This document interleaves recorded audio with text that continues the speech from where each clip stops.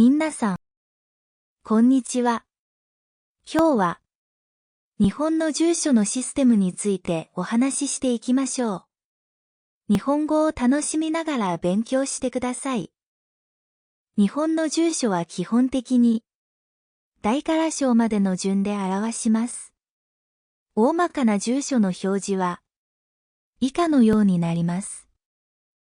住所の表し方は、住んでいる地域が、東京23区か、政令指定都市か、普通の市か、町や村かで次のように少し異なります。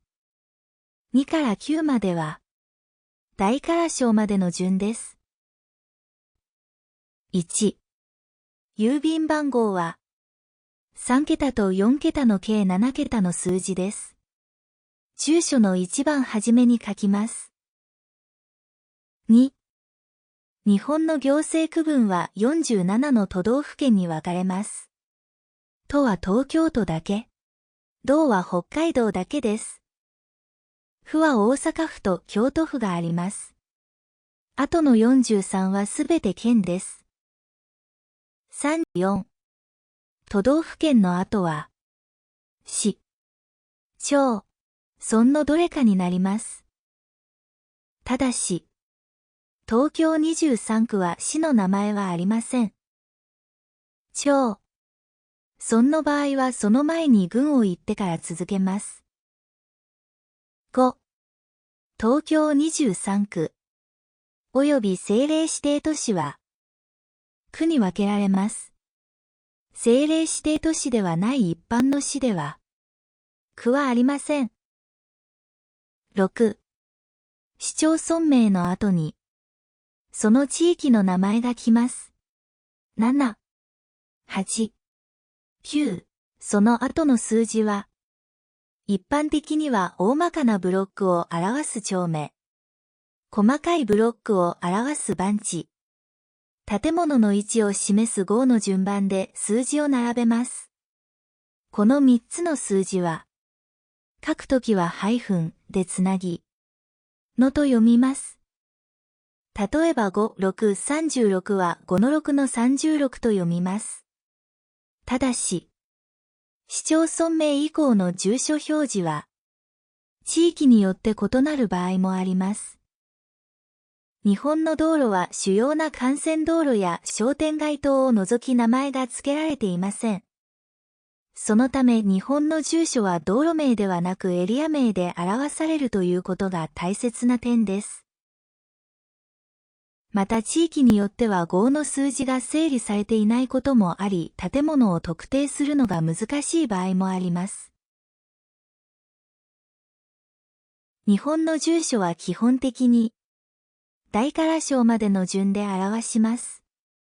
大まかな住所の表示は、以下のようになります。